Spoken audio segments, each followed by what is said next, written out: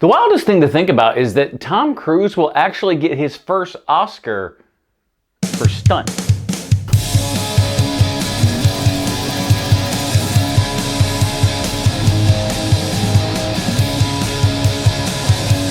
You trust me? One last time. Welcome back to HMP. My name is Adam. Mission Impossible Final Reckoning is the 8th and final movie in the Mission Impossible series. It all started way back in 1996 when I was 14 years old and I just really kind of started discovering movies. Who would have guessed that Tom Cruise, who was already a star 30 years ago, would start a movie franchise based on the old Mission Impossible TV show from the 60s, and what seemed like a pretty good popcorn summer flick in the 90s and everything turned into a wild and unprecedented run. When you get Brian De Palma to direct your Mission Impossible movie in 1996, you're letting people know that you're doing something a little bit different, and that different would continue in subsequent films, with Cruise saying that he just wanted every film to feel different from the other ones. So right after De Palma, we get John Woo, and then J.J. Abrams, then Brad Bird jumps in with his first live-action credit directing, and then number 5, Rogue Nation, was directed by Christopher McQuarrie, and it becomes the most successful Mission Impossible movie yet, and Tom Cruise makes an interesting decision. McQuarrie was all like, hey man, that was fun, but who's gonna direct the next film? And Tom was like, I don't know, you?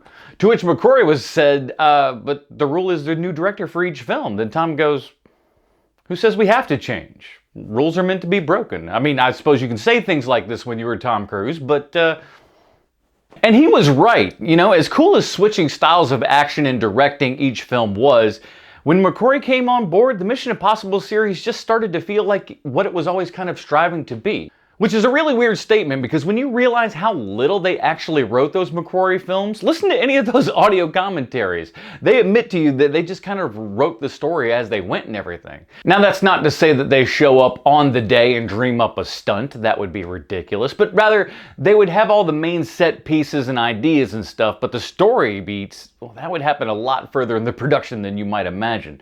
Now I bring all of this up only to prepare you for Mission Impossible Final Reckoning, because it truly is that culmination of 30 years of cinema. Now this is going to be a spoiler-free review. I just want to talk about my thoughts on the film and the franchise as a whole, and if I think they stuck the landing.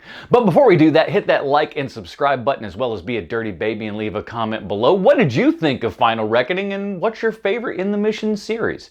Let's get into it. Here is the IMDb plotline for Mission Impossible Final Reckoning. As we all know, IMDb always 100% correct in everything they say and or do. Our lives are the sum of our choices. Tom Cruise is Ethan Hunt in Mission Impossible: The Final Reckoning. IMDb, what's wrong with you? Yeah, I knew it was too good to be true. I've been seeing a lot of pretty decent to very good IMDb plot lines lately. I mean, I shouldn't be surprised that this level of dumb still exists, but a film this big? That's incredibly bad. But in a way, it's not bad because it doesn't tell you anything, but understand me that when I say doesn't tell you anything, usually that's just supposed to mean doesn't spoil anything, not doesn't tell me anything about the movie at all. Just know this, Dead Reckoning and what would later be titled Final Reckoning would be shot back to back, and Final Reckoning is indeed the second half of Dead Reckoning. Keeping up so far? But if it's been a minute since you've seen Dead Reckoning, fear not, this movie will fill you in quite a bit as well. As a matter of fact, I think that if this was your first Mission Impossible movie for some reason, I feel like Final Reckoning would actually give you enough of not only the Dead Reckoning gaps, but filling in all the other gaps that you've seen throughout the films as well. I think this movie catches you up on the things that you may not remember or have missed in the series, and instead of being the member berries that I thought it was going to be here at the beginning, they actually throw a bit of story on as well, doing what I love sequels to do, which is make you remember and care about the older films in the series. You'll actually watch those movies differently now than you originally would have, and I think that's lovely, giving those movies kind of a second life, as it were. And perhaps there is a bit of member berries going on in some parts, but I truly do think that the majority of it is used for story, and I won't say much about it, but I thought much of it to be quite sweet. Again, I'll remain free of any spoilers, but there's a scene where you kind of get a story that you've never heard before. You've probably made assumptions about these characters, but you never really thought about it too much. And the movie says things happen for a reason. And I know I'm a softie and a bit of a pushover, but that kind of stuff really does it for me. As did this whole movie. Now, I've got tons of praise to heap, but let's get rid of my biggest complaint and get that out of the way. This movie is far too long. This movie is almost 3 hours long, and parts can seem super slower when there's no dialogue, or even worse, no music. I do truly think that you could take 20 minutes out of this movie and it would be a far better film.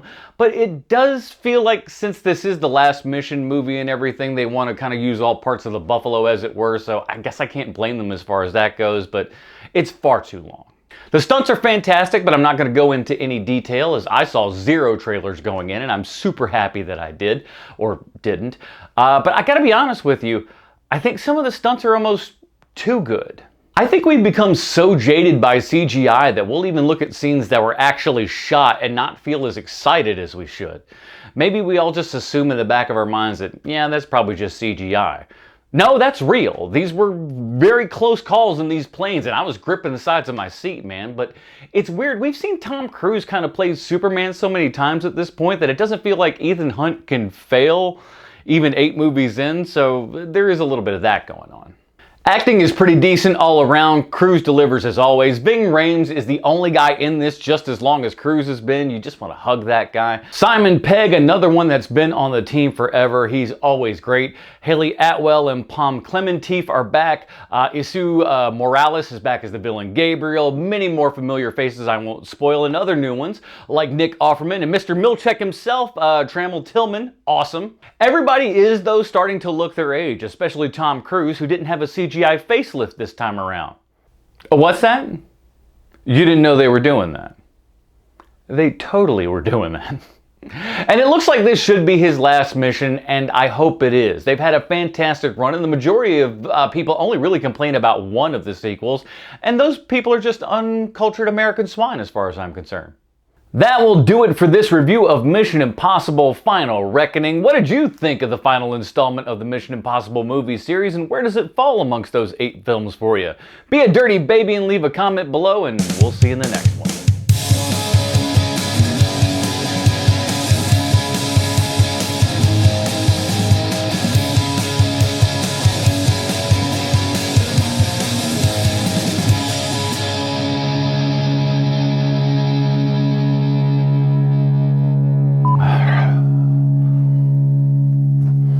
Me, me, me.